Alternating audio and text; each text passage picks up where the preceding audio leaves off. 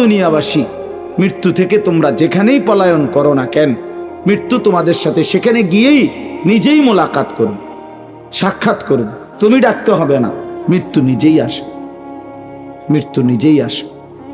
আইনামা তাকুনু ইউদরিকুমুল মাউতু ওয়ালাউ কুনতুম ফি বুরুজিম মুশাইয়াদা। আল্লাহ বলে, তুমি যদি এমন একটা বিল্ডিং বানাও, ঘর বানাও, যে ঘরটা অনেক উঁচা, যে ঘরটার উপর দিয়া কেউ ভিতরে ঢুকতে পারবে না, যে ঘরটার মধ্যে একটা ছিদ্র নাই, একদম আটকানো, তো এরকম একটা ছিদ্রবিহীন সুউচ্চ ঘরও যদি তুমি বানিয়ে তার ভেতরেও তুমি আশ্রয় নাও, তো ইউদরিকুমুল মাউতু, মৃত্যু তোমার সেখানেই পৌঁছবে, তোমার সেখানেই পৌঁছবে। প্রিয় ভাই আমার, বন্ধু আমার, নওজোয়ান সাথীরা আমার, মৃত্যু এক অনিবার্য বাস্তবতা, চিরন্তন বাস্তবতা। এটা গ্রহণ করতেই হবে। হাসলেও মরতে হবে, কাঁদলেও মরতে হবে, সুখেও মরতে হবে, দুঃখেও মরতে হবে। রাজপ্রাসাদ আর অট্টালিকার মানুষটাও মরে যাবে, জীর্ণ কুটিরে যে লোক থাকে, হ্যাঁ, সেই লোকটাকেও মরতে হবে।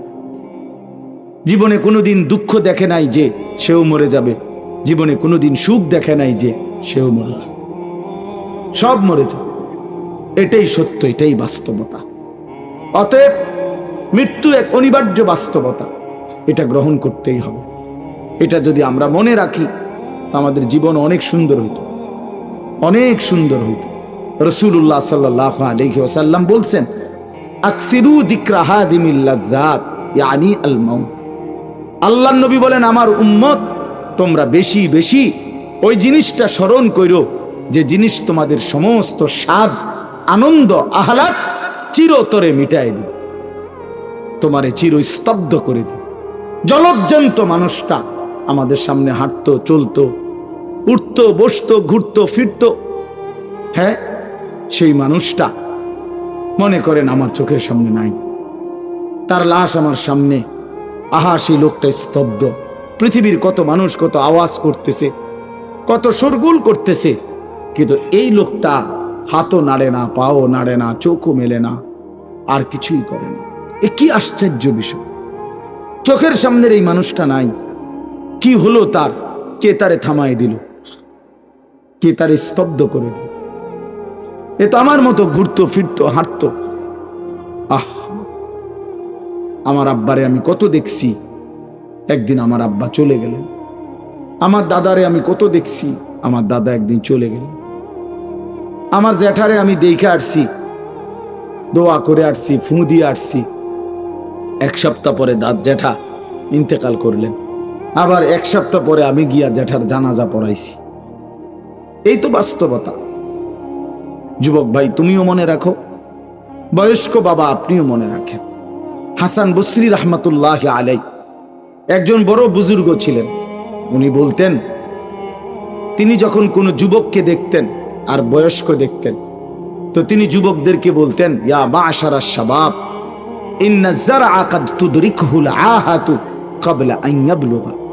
তিনি উপদেশ দিতেন, হে যুবকগণ শোনো, সব ফুল, সব ফল, সব গাছ চারা পরিপক্ক পাকা পর্যন্ত পৌঁছায় না, তার আগেই অগণিত ফুল, অগণিত ফল, অগণিত চারা গাছ ঝরে যায়, ঝরে যায়। এটা উনি মনে করাইতেন মৃত্যুর কথা। উনি এটা বুঝাইতেন, যুবক তুমি দেখো, একটা আম গাছের মধ্যে যতগুলো মুকুল ধরছে ফুল, সবগুলো আম হয় না। যতগুলো আম ধরছিল ছোট ছোট, সবগুলো বড় পাকা পর্যন্ত যায় না, তার আগেই ঝরে যায়। ঝরেই যায় বেশি, থাইকা যায় অল্প। তার মানে যুবক, কিশোর, তরুণ এই বয়সেই মৃত্যু হয় বেশি, বৃদ্ধ পর্যন্ত পৌঁছে কম। পুরা বাড়িতে অনেক সময় এমন হয় একজনও বয়স্ক লোক নাই, একজনও নাই। আমার ঘর, আমার বাপ চাচাদের যে ঘর, সেখানে আপনার এখন আমার চাচাতো ভাই, জ্যাঠাতো ভাই, আমার ভাই বেরাদর সব মিলাইয়া আমাদের ছেলে পেলে ভাই ভাতিজা মিলে না হয়তো 60-70 জন আছি আমরা, কিন্তু আমাদের একজনও বয়স্ক লোক নাই। আমার দাদাও নাই, দাদিও নাই, জ্যাঠাও নাই, চাচাও নাই, আমার আব্বাও নাই, কেউ নেই। তাইলে কেন এমন হলো? তাহলে বোঝা গেল অধিকাংশই ঝরে যায়, কবরে চলে যায়, মৃত্যু হয়ে যায়। এই জন্য ধোঁকা না খাওয়া। আরেকটা হলো বয়স্ক লোককে দেখলে উনি বলতেন, হাসান বসরি রহমতুল্লাহ আলাইহি, ইয়া মাশারা শুয়ুখ, হে বৃদ্ধগণ। উনি তাদেরকে জিজ্ঞাসা করতেন যে মা ইউনতাজারু বিসসারআ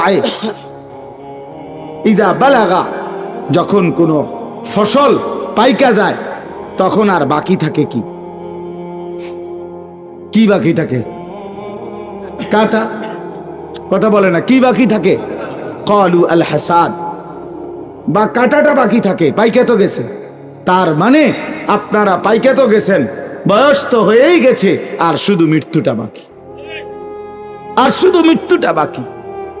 তাইলে যুবককে বলতেন, তুমি ভেবো না তুমি বৃদ্ধ হবা, কারণ অসংখ্য ফুল তো আগেই ঝরে যায়, অসংখ্য ফল তো আগেই ঝরে যায়, অসংখ্য গাছ তো আগেই ঝরে যায়। আবার বৃদ্ধকে বলতেন যে আপনার তো আর কিছুই বাকি নাই, আপনি তো পাইকেই গেছেন, এখন শুধু কাটা, কবর, মৃত্যু ছাড়া আর বাকিটা কি? তাহলে মৃত্যু ভুলে না যাওয়া, মউত ভুলে না যাওয়া। রাসূলুল্লাহ সাল্লাল্লাহু আলাইহি ওয়াসাল্লাম বলেন, কাফা বিল মাউতে ওয়াইজান, নবীজি বলেন কোন মানুষ যদি মৃত্যুর কথা স্মরণ করে তার ওয়াজের জন্য, নসিহতের জন্য এটাই যথেষ্ট, এটাই যথেষ্ট। আমরা কিতাবে পড়ছি হযরত ওমর রাদিয়াল্লাহু তাআলা আনহু, এত বড় সাহাবী, উনি বলতেন কুল্লা ইয়াউমিন ইউকালু মাতা ফুলান মাতা ফুলান ওয়ালা বুদ্দা মিন ইয়াউমিন ইউকালু মাতা ওমর। তিনি বলতেন, হায় শোনো, প্রতিদিন ঘোষণা হয় আজ অমুকের মৃত্যু হলো, অমুকের মৃত্যু হলো, অমুকের মৃত্যু হলো। অচিরেই একদিন ঘোষণা হবে আজ ওমরের মৃত্যু হলো, আজ ওমরের মৃত্যু হলো। উনি বলেন এই ঘোষণা শুনবে খুব দ্রুত একদিন। এই জন্য বাপ, এই আমাদের ব্যক্তিগতভাবে প্রতিনিয়ত মৃত্যু হচ্ছে, ঠিক এভাবে আমরা তো মরছি, একদিন এই গোটা আলমের মৃত্যু হবে, একদিন এই গোটা সৃষ্টিটাই আল্লাহ তাআলা গুটায় ফেলবে। আচ্ছা, কি আশ্চর্য কথা, এটা কি অবাক করা। এক মিনিট যদি কেউ বিবেক দিয়া ভাবে, যারে বলে কি হুজুর, বলেন কি, এত বড় আসমান ভেঙে যাবে, এই সূর্য খসে পড়বে, চাঁদ খসে পড়বে। আল্লাহ তাআলা বলছে ইযা সামাউন ফাতারাত, আসমান ভেঙে যাবে, ওয়া ইদাল কাওয়াকিবুন তাসারাত, তারকারাজি খসে খসে পড়বে, ইযা শামসু কুব্বিরাত ওয়া ইদাল কাওয়াকিবুন তাসারাত। আল্লাহ তাআলা বলছেন সূর্যটা গুটায় ফেলা হবে, পাহাড়গুলো বালির মতো, তুলার মতো উঠতে থাকবে। ইদা রাজ্জাতিল আরদু রাজ্জা, এই জমিনের মাটিগুলো রেজা রেজা। এটা কেমন আশ্চর্য বিষয়, এই গোটা আলমের মৃত্যু হবে। আল্লাহ তাআলা কোরআনুল কারীমে বিশ্বাস করেন, অসংখ্যবার এই কথা এটা বলছে, এটা হবেই হবে। ইদা ওয়াকাতিল ওয়াকিআ, আল্লাহ বলেন এই ঘটনাটা ঘটবে। লাইসা লিওয়াকাতিহা কাযিবা, এই ঘটনা মিথ্যা মনে করার মতো কেহ নাই।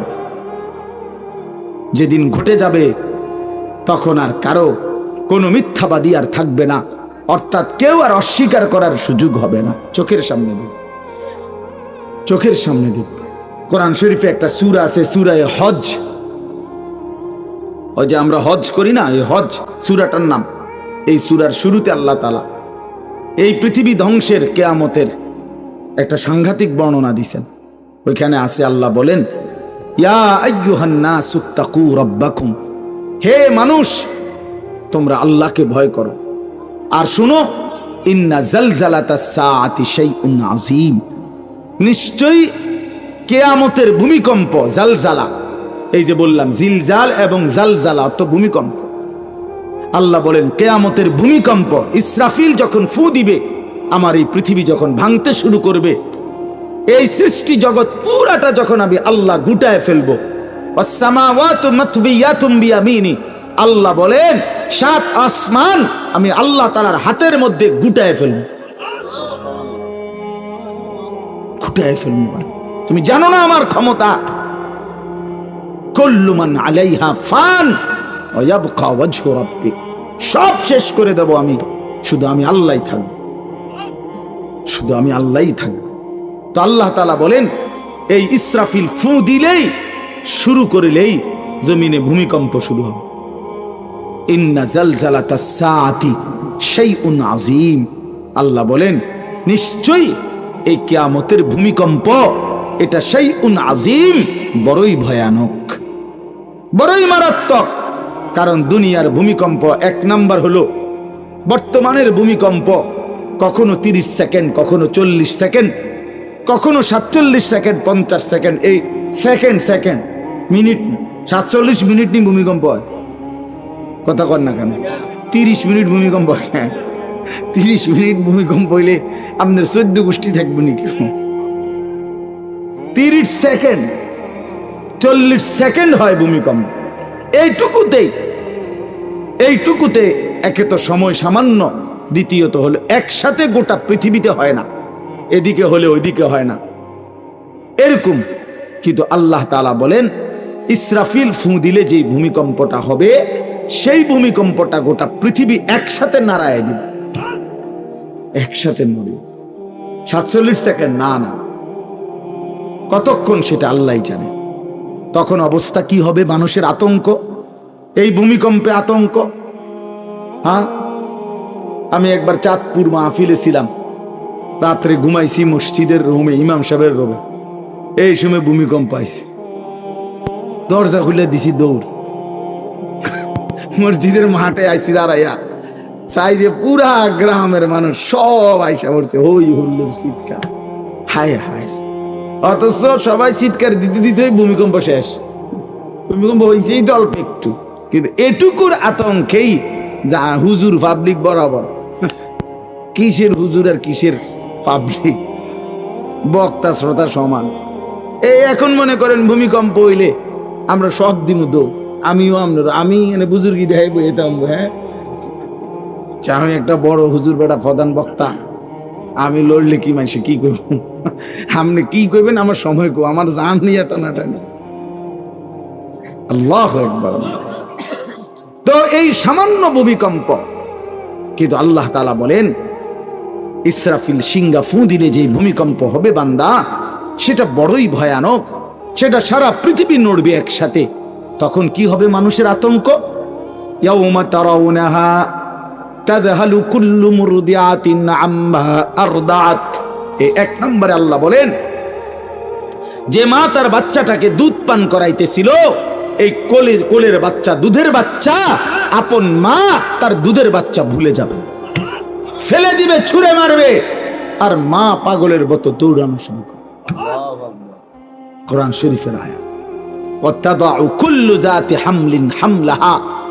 এবং আল্লাহ তাআলা বলেন যে মায়ের পেটের বাচ্চা 10 মাস পূর্ণ হয়ে গেছে, আগামী 2 ঘন্টা 5 ঘন্টা পরে বাচ্চাটা এমনিতেই প্রসব হইতো, আল্লাহ তাআলা বলেন ইসরাফিলের ফু দিলে জমিন যখন কাঁপতে শুরু করবে, তো এই গর্ভধারিণী মা, গর্ভবতী নারী পাগলের মতো এভাবে ছুটবে, দৌড়বে, নিজের গর্ভের বাচ্চা নিজেই পড়ে যাবে। ও তারান নাসা সুকারা, আল্লাহ বলেন মাতালের মতো সমস্ত মানুষগুলো ছুটতে থাকবে। ফাইদা বারিকাল বাসার ওয়া খাসাফাল কামার ওয়া জুমিআ আশ-শামসু ওয়াল কামার। আল্লাহ তাআলা বলে চন্দ্র সূর্য আলোহীন হয়ে যাবে, সূর্য চন্দ্র এক হয়ে যাবে। ওয়া জুমিআ আশ-শামসু ওয়াল কামার ইয়াকুলুল ইনসানু ইয়াওমাইদিন আইনাল মাফার। লোকেরা দৌড়বে আর ছুটবে, মানুষ একে অপরকে জিজ্ঞেস করবে ভাইয়া পালাবো কোথায়, দাঁড়াবো কোথায়? কোথাও তো স্থির কোনো জায়গা নাই, কোথায় দাঁড়াবো?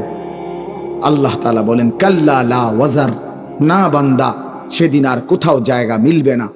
ইলা রাব্বিকা ইয়াওমাইদিনিল মুস্তাকার, আজকে শুধুই কেবল তোমার আল্লাহর কাছেই আশ্রয় ঠিকানা। এভাবে বহু আয়াত কোরআনুল কারীমের মধ্যে আল্লাহ তাআলা বর্ণনা করছেন। আমার ভাই, তো এই ইসরাফিলের ফু দিলে গোটা আলমের মৃত্যু হবে, ভূমিকম্প শুরু হবে। তো এই ভূমিকম্প কেন হবে? এই কাঁপতে কাঁপতে সমস্ত কিছু ভাঙ্গা একসাথে এই সব কিছু আল্লাহর সৃষ্টি সমস্ত কিছুই জমিনের তলদেশে চলে যাবে। জমিন তখন খালি ফাঁকা, জমিনে তখন কিচ্ছু নাই, কিচ্ছু নেই, একটা সুতা মাটির উপরে থাকবে। এই প্রথমবার ইসরাফিল ফু দিলে সমস্ত কায়নাত, ইনসান, জিন, আল্লাহর সমস্ত সৃষ্টি মাখলুকাত সব জমিনের তলদেশে চলে যায়। মানুষ ও জিন ও অর্থ সম্পদ, স্বর্ণ রৌপ্য মণি মুক্তা হীরা জহরত সব সব সব একটা কাগজের অস্তিত্ব, সব কিছু, গোটা জমিন ফাঁকা। এভাবে কতদিন আল্লাহ জানে, কতদিন আল্লাহ জানে। হ্যাঁ মা ভাই, এরপরে একটা নির্দিষ্ট সময় পরে আবার আল্লাহ তাআলা ইসরাফিলকে জীবিত করবেন, করে আবার আল্লাহ তাআলা দ্বিতীয়বারের মতো ফু দিতে বলবেন। এই দুই ফুঁয়ের মাঝখানে কতদিন? নবী সাল্লাল্লাহু আলাইহি সাল্লামের এক হাদিসের মধ্যে বলছে 40। সাহাবীরা ব্যাখ্যা করছেন, মুহাদ্দিসিন, সেই 40টা হতে পারে 40,000 বছর। 40,000। এই জন্য বাপ একটা কথা হলো, সর্বশেষ যেই লোকটা কবরে যাবে, শেষ যেই ব্যক্তি মরবে পৃথিবীতে, হতে পারে তাকেও শুধু কবরেই থাকতে হবে 40,000 বছর। 40,000 বছর, এরপরে তো আখিরাত। এই 40,000 বছর যদি কবরে আযাব হয়, 40,000 বছর যদি কবরে আযাব হয় ভাই, তখন কি হবে? এবার ভেবে দেখেন, এখন যারা কবরে যাচ্ছে, হ্যাঁ, নূহ আলাইহিস সালামের জামানায় যারা মারা গেছে, ইব্রাহিম আলাইহিস সালামের জামানায় যারা মারা গেছে, নবীজি সাল্লাল্লাহু আলাইহি সাল্লাম তো 1,500 বছর আগে ইন্তেকাল করছেন, 1450 বছর আগে। তো ওই সময়ে যারা মারা গেছে তারা কবরে পড়ে আছে আজকে 1,500 বছর, 1,500 বছর, 1500 বছর। তাহলে নূহ আলাইহিস সালামের জাতি কত বছর থেকে পড়ে আছে? কোথায় নূহ নবী, কোথায় আমাদের নবী? কত ব্যবধান! এই জন্য বাপ, শুধুমাত্র কবরের বিষয়টাই তো সাংঘাতিক, আখিরাত তো পরে। শেষ ব্যক্তিটাও যদি কবরে থাকতে হয় 40,000 বছর, তো এখনকার মানুষগুলো আছে কত কাল ধরে। এই যার কবরে আযাব হচ্ছে, আহা বাপ, সে কি পরিমাণ কষ্ট পাচ্ছে ভাইবা দেখে। কবরবাসীদের রুহের মাগফিরাত, আরে ভাইয়া একবার চোখ বন্ধ করে 1 সেকেন্ড ভাবেন, আজ আমরা যাদের রুহের মাগফিরাত কামনা করলাম, এই 20 বছরের ব্যবধানে, 30 বছরের ব্যবধানে, 10 বছরের ব্যবধানে, 50 বছরের ব্যবধানে আবার এর পরের লোকেরা আমাদের রুহের মাগফিরাত কামনা করে। এটা কি পরিমাণ বাস্তবতা, কি পরিমাণ বাস্তবতা! এটাকে অস্বীকার করার, না বুঝার কিছুই নাই, মৃত্যুকে না বুঝার কিছুই নেই। কারণ এত বেশি জলজ্জান্ত আল্লাহ তাআলা এটা আমাদের সামনে দেখাইছেন, এত মানুষের মৃত্যু আল্লাহ আমাদের সামনে দেখাইছেন, এটাকে অস্বীকার করার, না বুঝার কিছুই কিছুই নেই। তো চলেন, এরপরে আল্লাহ তাআলা ইসরাফিলকে আবার জীবিত করবেন। জীবিত করে আল্লাহ তাআলা ইসরাফিল আলাইহিস সালামকে বলবেন, ইসরাফিল আবার তুমি সিংহায় ফু দাও। এইবার যখন সিংহায় ফু দিবে, তখন ইসরাফিল আলাইহিস সালামের এই দ্বিতীয় ফুতে আবার ভূমিকম্প শুরু। আবার কি শুরু হবে? ও মাঝখানে ভাই, ওই ছেলে অপদার্থ, কথা বলো না, হাসাহাসি করো না, কারো কথা বাকি থাকলে, দুষ্টামি বাকি থাকলে উঠে চলে যাও, বাহিরে আলাদা জায়গা আছে। গাফেল সন্তান কোনো কিছুতেই যাকে কোনো আসর করে না। আহা, আপনারা জানেন না, আপনাদের এক এক ছেলের অবস্থা হলো কলিজাটা পাথর হয়ে গেছে, কোনো কিছুই তার কলিজা নাড়ায় না। এত শক্ত জানোয়ার যে খোদার 365 দিনে কোনো দিন ফজরের নামাজ পড়ে না, একদিনও না। মানুষের বাচ্চা এত বড় জানোয়ার হয় কেমনে? আরে তুই কোন মানুষের বাচ্চা? তুই কোন মার দুধ খাইলি? নাফরমান, কেমনে মানুষ হইলি? এটা কি ধরনের মানুষ? একদিনও নামাজ পড়ে। ছি ছি ছি ছি ছি, মুসলমানের বাচ্চা এত বড় জানোয়ার হয় কেমনে? কোনদিন নামাজ পড়েন 6 মাসে 9 মাসে কোনদিন বলতে পারবে না নাফরমান কোনদিন 5 ওয়াক্ত নামাজ পড়ছে কিনা। হায় হায়, এত বড় অসভ্য। মায়ের সন্তান হয় কেমনে? বাবার সন্তান হয় কেমনে? চিন্তা কর, কোনো কিছুই ছেলে পেলেদের হালাত হলো এই পরিমাণ লাগাম ছাড়া। কিসের মা কিসের বাবা, কে তার মা কে তার বাপ, কে কি তার ধর্ম, তার আল্লাহ কে, তার রসুল কে, তারে বানাইছে কে, আসছে কোত্থেকে, কেন আসছে, কি করতেছে, কি করছে, কিচ্ছুর খবর, কিচ্ছুর খবর। আসে হাঁটে, বুট খায়, বন খায়, মোবাইল টিপে, খারাইয়া মতে বইয়া মতে, বন্ধু বান্ধবীদের সাথে আড্ডা দেয়, মেয়ের পিছনে ঘোরে, অসভ্য অশ্লীল কথাবার্তা বলে। এটা কি একটা জিন্দিগি হলো? মিয়া ভেবে দেখেন। ওফ, কোন সুস্থ স্বাভাবিক মানুষ এমন হয়? বলো ভাইয়া বলো। রাগ করো না বাপ, কে তোমা করে মনে করাই দিবে? কেউ মনে করায় না। হা, বাবা আমারও ফিকির শেষ, শুধু টাকা রোজগারের ফিকির। দেশে থাইকা পারো, নইলে বিদেশ গিয়া পারো, কোনো না কোনো ভাবে পয়সা রোজগার করো। টাকা রোজগার করলে মা বাপ খুশি, টাকা রোজগার না করলে না অখুশি। খালাস। এরপরে ইমান আছে কিনা, ইসলাম আছে কিনা, নামাজ আছে কিনা, কোরআন আছে কিনা, আল্লাহ চিনে কিনা, হালাল হারাম কিনা, জায়েজ না জায়েজ না, এত কিছু আমার দরকার। ফুতেরে জিগায়ও না যে ফুত কামাই যে করতেছ কি হালাল কামাই করো না হারাম, না এত কিছুর দরকার কি? টাকা দিতেছে, খাইতেছে, ঘুমাইতেছে, বিল্ডিং করতে আসে, জমি কিনতে আসে, আপেল মালটা খাইতেছে। এক ছেলে আমারে নিজে বলছে, আমি সবার ব্যাপারে বলি না, এক ছেলে আমারে নিজে বলছে, হুজুর আমি একটা দেশের নাম বলছে, যেই দেশে আমার কর্মটা ছিল, চলে আসছে ওই দেশ থেকে। আমার বলছে, হুজুর আমার কর্মটা হলো এই, মদের বার, মদের হোটেলে নারী পুরুষ উলঙ্গ জিনাবে বিচার করে, আমার দায়িত্ব শুধু পাশে দাঁড়িয়ে মদের বোতল নিয়ে দাঁড়ায় থাকা, যতবার তারা চায় অতবার তাদেরকে মদ গ্লাসে ঢেলে দেওয়া, তাদের হাতে তুলে দেওয়া। এর বিনিময়ে আমার মাসে বেতন 2 লাখ টাকা। মুসলমান, মুসলমান, মুসলমানের সন্তান, বাংলাদেশের সন্তান। তো এই টাকা যখন বাবা খাচ্ছেন, বিল্ডিং করতেছে, কোনো টেনশন নাই। আমি আবারও বলছি, আমি সবার জন্য বলি না, ওই বলছে দিকে অট্টা কইছি, কথা বুঝছেন না? আমি তো নাম ঠিকানা বলি নাই। এই জন্য আমার বাপ ডাক দিয়েন না, ডাক দিয়েন না, একজনও ডাক দিয়েন না, অসভ্যরে ডাক দিয়েন না। হ্যাঁ হ্যাঁ, ডাক দিবেন কেন? হাইওয়ানকে ডাক দিবেন কেন? শুনেন, আপনারাই শুনেন, এত মানুষ শুনতে হবে না, কোনো অসুবিধা নাই,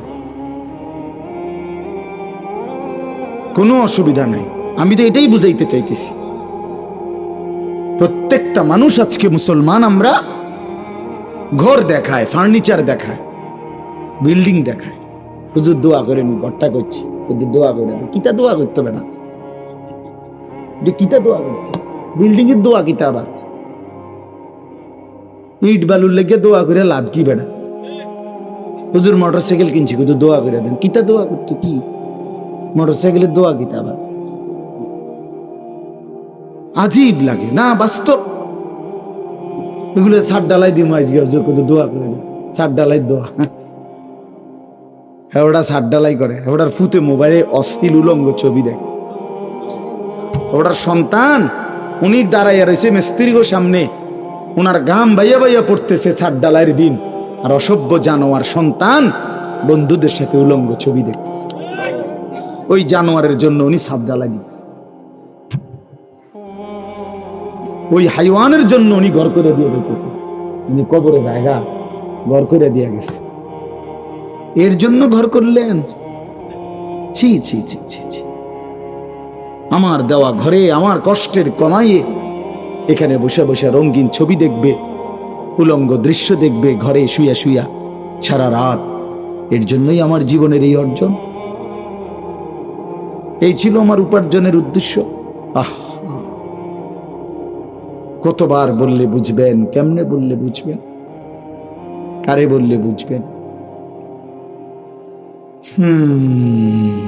আল্লাহ মাফ করে দেন। চলেন বাপ, তো বলতেছিলাম আল্লাহ তাআলা ইসরাফিল আলাইহিস সালামকে বলবেন আবার ফু দাও। তো তিনি দ্বিতীয়বারের মতো ফু দিলে জমিন আবার ভূমিকম্প শুরু হবে। এই ভূমিকম্পে জমিন কাঁপতে কাঁপতে এইবার জমিনের তলদেশে ওই প্রথমবার ফু দেওয়াতে ভূমিকম্প কাঁপতে কাঁপতে সব উপরে যা ছিল সব নিচে চলে গেছে। মনে আসেনি? এটা কইছি। তাহলে উপরটা কি? ফাঁকা। এইবার নিচে যা ছিল সব উপরে চলে আসবে। এই আসলেই এটা হাসরের মাঠ। সমস্ত নিচের জিনিস যা কিছু, একেবারে মানুষ, গরু, ছাগল, হাঁস, মুরগা, জিন, ইনসান, গদ, দুয়ার, বাজার, ব্যবসা, দোকান, টাকা, হীরা, জহরত, মণি, মুক্তা, টাকা পয়সা, অর্থবিত্ত, সব সোজা কথা জমিনের তলদেশের সব কিছু জমিনের উপরে উঠে আসবে। এই উঠে আসলেই এইটা হাসরের মাঠ। এইটা, এই হাসরের মাঠ কোনটা জানেন? এই যেখানে বসে আছেন এখন, এটাই হাসরের মাঠ। এই জমিনের উপরেই হাসরের মাঠ। বাকি শুধু আল্লাহ কোরআন বলছে ওয়া ইদাল আরদু মুদ্দাত, আমি আল্লাহ জমিনটাকে টেনে আরো লম্বা করে দেব, আরো বড় করে দেবো আর কি, প্রশস্ত করে দেবো। কারণ ওই যে পিসের মানুষ খারাপ লাগবে না? মানুষ তো দাঁড়াই বসেই আদম আলাইহিস সালাম থেকে নিয়া, তো মানুষ বেশি না? মানুষ, গরু, ছাগল, হাঁস, মুরগা, জিন, ভূত সব খারাপ না? সব দাঁড়াবে তো।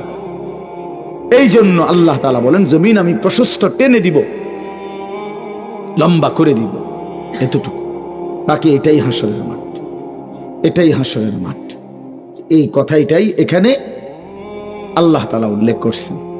ইদা জুলজিলাতিল আরদু জিলজালাহা, যখন দ্বিতীয়বারের মতো ইসরাফিলের ফু দিলে জমিনের ভূমিকম্প শুরু হবে। ওয়া আখরাজাতিল আরদু আসকালাহা, আল্লাহ তাআলা বলেন তখন জমিন তার তলদেশে যা ছিল সমস্ত জমিনের তলদেশে, এগুলো এতদিন জমিনের বোঝা ছিল, বোঝা মানে মাটির নিচে, এগুলো সে মনে যেন ফোজা কান্দে লইছে। এবার ওয়া আখরাজাতিল আরদু আসকালাহা, জমিন তার বোঝা মানে জমিনের তলদেশে যা ছিল সে এবার তা জমিনের উপরে উঠায় দিবে, উপরে উঠায় দিবে। এরপরে আশ্চর্য কথা শুনেন, এর পরের কথাটার জন্য রাসূলুল্লাহ সাল্লাল্লাহু আলাইহি সাল্লাম হাদিসে বলছেন, এই ভাই শুনেন, ছেলেরা তোমরাও শোনো।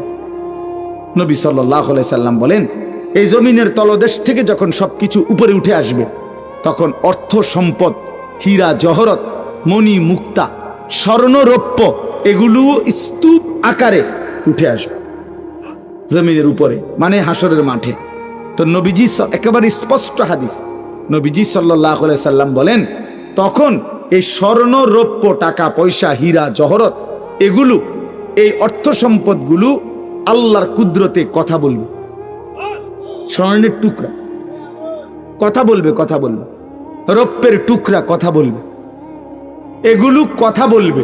কথা কি বলবে?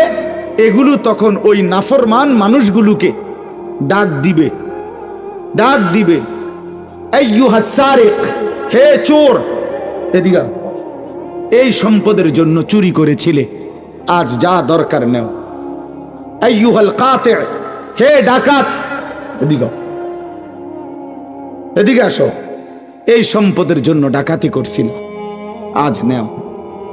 হে আত্মীয়তার, আইয়ুহাল কাতি, আত্মীয়তার সম্পর্ক ছিন্নকারী ব্যক্তি, আসো, এই জন্য ভাইয়ের সাথে যুদ্ধ করছো, বোনের সম্পদ নষ্ট করছো, চাচারে সম্পত্তি দাও নাই, এই জন্য, এই দুনিয়ার জন্য নাও, এখন নাও, এখন যা লাগে নাও। এইভাবে প্রত্যেক নাফরমান পাপীকে, হে হারামখোর সুদ করে দিগা, এখানে টাকা যা লাগে নে, নে বাটপার, এখান থেকে টাকা নে, কি পরিমাণ টাকা দরকার ছিল তোর, নে। এইভাবে রাসূলুল্লাহ সাল্লাল্লাহু আলাইহি সাল্লাম বলেন, দুনিয়ার এই সম্পদগুলো কথা বলবে আর ডাকবে, ডাকলে মানুষ, আচ্ছা এটা তখন কেরম লিখবো, কথা বোঝেন নাই, এটি যখন কথা বলবে, ডাকাডাকি করবে, মানুষ কি বলবে? লোকেরা তো সবাই দাঁড়াইছে, মানুষও তো দাঁড়াইছে, তারারই তো ডাকতেছে, তো তারা কি বলবে? ওয়াকালাল ইনসানু মা লাহা, আল্লাহ নিজেই বলতেছে, লোকেরা তখন মানুষগুলো বলবে মা লাহা, এটা কি হলো, আরে এটা কি কারবার, এগুলো কথা বলে কেমনে, এগুলো কি কয়, এরা আমারে চিনলো কেমনে, আমি যে সিটার,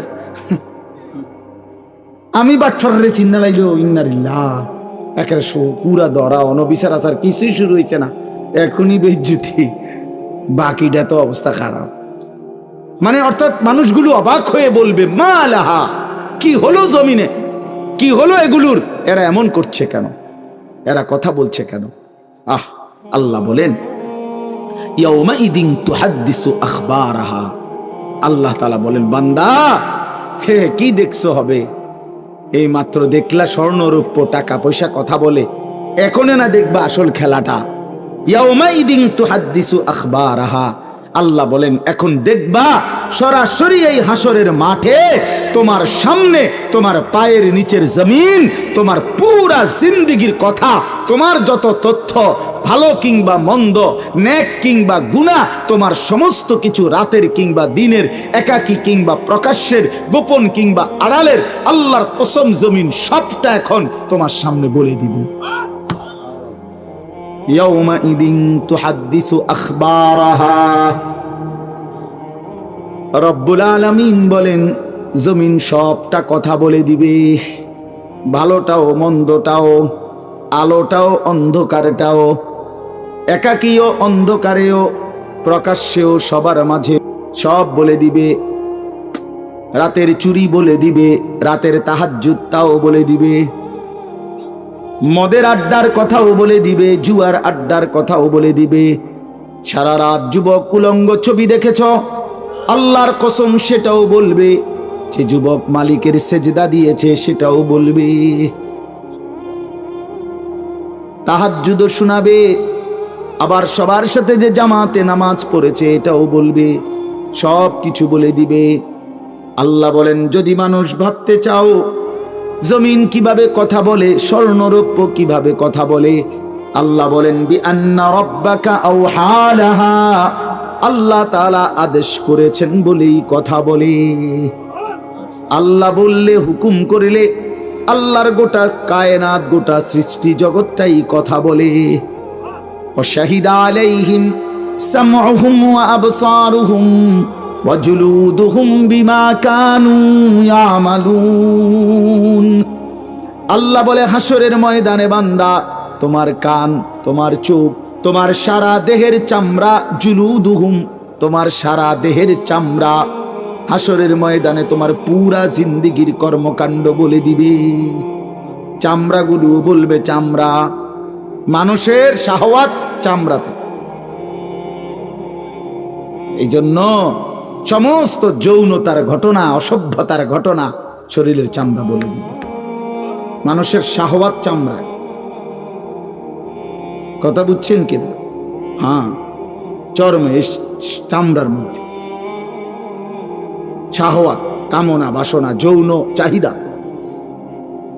এই জন্য যত লোক দেখবেন বিভিন্ন হসপিটালে, যত ডাক্তার চর্ম রোগের ডাক্তার, তত লোক যৌন রোগেরও ডাক্তার। হ্যাঁ, চর্ম ও যৌন রোগ বিশেষজ্ঞ, এটা একই বিষয়, একই চ্যাপ্টার। চামড়া মানে আল্লাহ তাআলা বলেন তোমার চামড়া বলে দিবে কত রাত কত দিন নারীর প্রতি অবৈধ আগ্রহ, অশ্লীলতার, বেহায়াপনার, অসভ্যতা করেছিলে।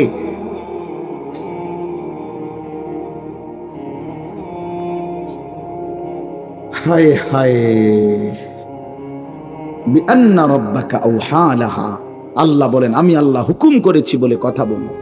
এই জন্য আল্লাহ হুকুম করলে চামড়াও কথা বলে, কানেও কথা বলে। এখন কি কানে কথা বলে? কিন্তু সেদিন বলবে। চোখেও কথা বলবে, এখন চোখ কথা বলে না। মানে সবকিছুর জবান খুলবে, সবকিছু। আপনারা বলেন, আমরা তো মনে করি জিহ্বায় কথা বলে না, জিহ্বায় কথা বলে না, আল্লাহর হুকুম হইলে কথা বলে। নাহলে যে লোক বোবা তারও তো জিহ্বা আছে, আছে না? তো সে কথা বলে না। যে লোক কানে শুনে না, তো তার কি আপনার এইভাবে কান বলতে কিছু নাই? তো সে শুনে না কেন, কথা বলেন না কেন? আল্লাহর হুকুম। যার চোখ, যে চোখে দেখেন, এই যে জুয়েল ভাই, আমি মূলত তার মহব্বতেই মাহফিলটা দিছি। তো এই যে দেখে না, তো তার এভাবে তো চোখ আছে, সে দেখে না কেন? আল্লাহ তাআলার হুকুম নাই বলে দেখেন, ঠিক কিনা বলেন না কেন? মজার বিষয় হলো রাসূলুল্লাহ সাল্লাল্লাহু আলাইহি সাল্লাম হাদিসে স্পষ্ট বলেছেন, বিশ্বাস করেন, একেবারে বিশুদ্ধ হাদিস। আল্লাহ তাআলা তার দুইটা চোখ নিয়ে গেছে। নবীজি বলছেন, সে যদি সবর করে আল্লাহর হুকুমের উপরে চলতে পারে, রাসূলুল্লাহ সাল্লাল্লাহু আলাইহি সাল্লাম বলেন আল্লাহ তাআলা তাকে এই দুইটা চোখ নিয়ে যাওয়ার কারণে, অন্ধ বানানোর কারণে সে যে সবর করলো, আল্লাহ রসুল বলছেন আল্লাহ তাআলা নিশ্চিত তাকে জান্নাত দান করবে। এই জন্য তুমি ভাই সবর করো। মালিকের এই দুনিয়া দেখতে পারলা না, তো অপেক্ষা করো, একদিন জান্নাত দেখবা, জান্নাতের হুর দেখবা, তো আরো মজা হবে যে আমি প্রথমেই জান্নাতই দেখলাম, জান্নাতই দেখলাম। যা মালিক, দুনিয়া দেখলাম না তোমার, তুমি আমারে জান্নাত দেখাই। আল্লাহ তৌফিক দান করেন। ইয়াউমাইদিন ইয়াসদুরুন নাসু আশতাতান লিয়ুরাউ আ'মালাহুম, আল্লাহ বলেন তখন দলে দলে ফেরেশতারা মানুষগুলোকে লাইনবদ্ধ, সারিবদ্ধ করে দলে দলে বানাবে। লোকেরা পরস্পর, প্রত্যেকটা মানুষকে ফেরেশতারা আলাদা আলাদা গ্রুপ বানিয়ে দেবে হাসরের ময়দানে। তখন প্রত্যেকে এই গ্রুপে গ্রুপে, দলে দলে লিয়ুরাউ আ'মালাহুম, নিজেদের আমল নামা, নিজেদের আমল দেখবার জন্য সামনে এগিয়ে যাবে। অর্থাৎ প্রত্যেককে তার আমল নামা দেখবার জন্য, দেওয়ার জন্য নির্দিষ্ট জায়গায় নিয়ে আসবে। নেওয়ার পরে সেখানে প্রত্যেকের ফাইল, প্রত্যেকের খাতা, আমল নামা তার হাতে তুলে দেওয়া হবে। দিলেই সে দেখবে। আল্লাহ বলতেছেন ফামান ইয়ামাল মিসকালা যাররাতিন খায়রান ইয়ারা, এক বিন্দু, এক অণু পরিমাণ, পরমাণু পরিমাণ, সামান্য থেকে সামান্য পরিমাণও নেকি, কল্যাণ, তাও তুমি দেখতে পাবা। ওমান ইয়ামাল মিসকালা যাররাতিন শাররান ইয়ারা, বিন্দু থেকে বিন্দু মন্দ যা করেছিলে তাও তুমি দেখতে পাবে। এক জাররা, মূলত জাররা বলে তাফসীরের মধ্যে লিখছে লা ওয়াজনা লাহু লা জিনাতা লাহা, যেটার কোনো ওজন হয় না, এত সামান্য, এত সামান্য, ওজন নাই। মানে 100 গ্রামও না, 10 গ্রামও না, 1 গ্রামও না, আধা গ্রামও না, এত সামান্য। এটার কোনো ওজন নাই, ওজন, ওজন আসে না আর কি, ওজনে হয় না, এরে বলে জাররা। তাফসীরের মধ্যে লিখছে কোন ব্যক্তি, হযরত আব্দুল্লাহ ইবনে আব্বাস বলেন, কোন ব্যক্তি যদি মাটিতে এমনি হাত মারে, মানে হাত লাগাইয়া আবার উঠাই লাইছে, তখন এই যে বালুগুলো লাগছে, এই বালুর যেগুলো হাত থেকে ঝরে পড়ে কণা, এগুলো তার চাইতে সামান্য, এক জাররা। আমার উস্তাদ বলছিলেন ছাত্র জীবনে আমাদেরকে, যে মানুষ যে কাপড় ধুইয়া চিপে, কাপড় এমনি চিপ্পা রৌদ্রে দেয় না, মানে চিপ্পাই তো ফানি ফেলায়, তো কাপড় চিপ্পা সাইরা মানুষের একটা স্বভাব হইল রৌদ্র দেওয়ার আগে এটার একটা ঝাড়া মারে, লুঙ্গিটারে একটা আগে কি মারে, ঝাড়া দিয়া এরপরে দেয়। এই যে লুঙ্গিটা ঝাড়া দিলে যে ছোট্ট ছোট্ট পানির ফোঁটা ছিটকাইয়া পড়ে, এই ফোঁটা, এগুলো পিচ্ছি পিচ্ছি, এগুলো এক একটা জাররা, অথবা তার চাইতে ছোট। এটার ওজন আসবে না, এটা 1 গ্রামও হবে না, আধা গ্রামও হবে না। এই সামান্য ভালোটাও তুমি দেখবা, মন্দটাও দেখবা। কেমনে আড়াল করবেন ভাই? নিজেকে আড়াল করবেন কেমনে বাপ? যুবক, তুমি কেমনে আড়াল করবা?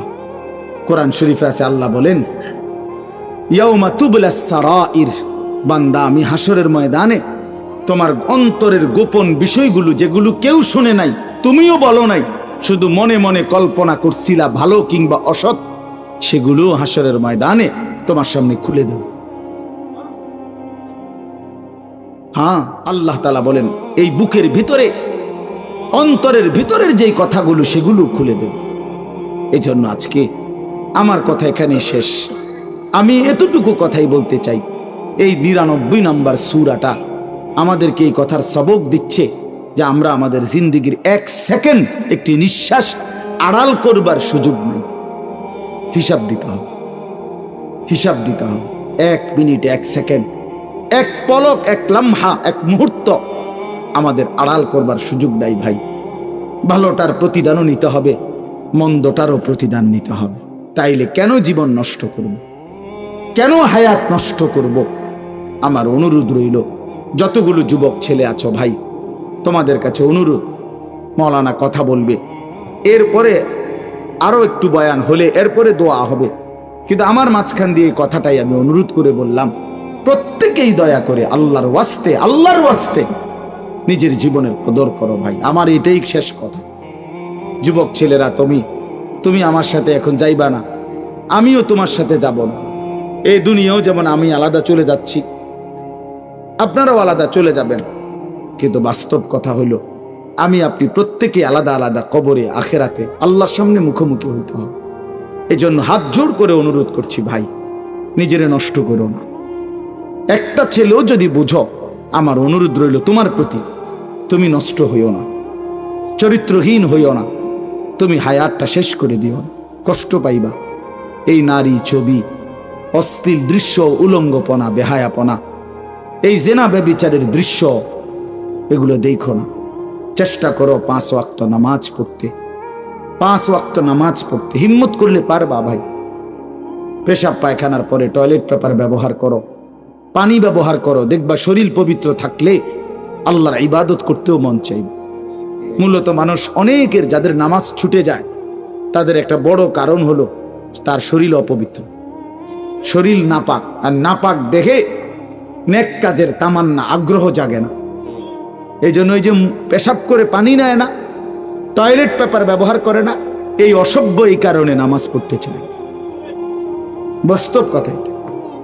এর তখন আর হায়া লজ্জা থাকে না। এই জন্য সবাই মিলে ইনশাআল্লাহ নামাজ পড়ে নিজেদের স্ত্রী, কন্যা, বোনকে পর্দা পশিদায় রাখতে চেষ্টা করেন। যে মেয়েটার পর্দা নাই, যে মহিলার পর্দা নাই, বিশ্বাস করেন যে তার নিজের ইজ্জত, নিজের কদর, নিজের সতীত্ব, নিজের পর্দার কদর বোঝে না। এটা কোনো নারী না, এটা কোনো মহিলা না, এটা প্লাস্টিক জাতীয় কিছু হইতে পারে। এটা এক ধরনের প্লাস্টিক, এটা এক ধরনের অসভ্য। যে নারী বেপর্দা, যেই মেয়ে দুশ্চরিত্র, যেই মেয়ে চরিত্রহীন, যেই মেয়ে বেহায়ার মতো চলে, সে শুধু নিজের ক্ষতি করে না, সে একটি সমাজ নষ্ট করে, একটি মহল্লা শেষ করে। এই আগুন সারা মহল্লায় জ্বালায়া দেয়, তার রূপের যৌবনের আগুন জ্বালায়া অসংখ্য যুবকের জিন্দেগি নষ্ট করে। এই জন্য ওই জানোয়ার মনে রাখতে হবে, ওই অসভ্য নারী, যতগুলো ছেলে তাকে দেখে অবৈধ কামনা বাসনা করছিল, এই সমস্ত যুবকের সমপরিমাণ গুনাহ ওই অসভ্য মেয়ে, ওই নর্তকী, ওই ব্যভিচারিণী নারী, তাকে ভোগ করতে হবে। এত সোজা না। এই জন্য বাবাদেরকে বলি, ছেলেদের দিকে কদর করেন, মেয়ের দিকে নজর দেন, স্ত্রীর দিকে নজর দেন। ওই খাট পালং দেখাইয়েন না, বিল্ডিং উল্ডিং দেখাইয়েন না, ইতান দেখাইয়া লাভ নাই। উইতে লাইলে সবাই ঘুমাইয়া লায়, পরিশ্রম করে ঘুমাইলে এত কিছু লাগে না। কত মানুষ আছে এরকম যারা ফাওটাও দোয় না, জুতাই নাই, বেটা ফাও দিব কি দিয়া বেটা। হ্যাঁ, সময় কর, এতটা ক্লান্ত থাকে যে শুইলেই কি এসে পড়ে ঘুম আসে। আল্লাহ আমাদের সবাইকে কদর করার তৌফিক দান করেন। আজকের এই মাহফিলকে আল্লাহ তাআলা ভরপুর বরকত দান করেন। আল্লাহ তাআলা আপনাদের সবাইকে কবুল আর মঞ্জুর করেন।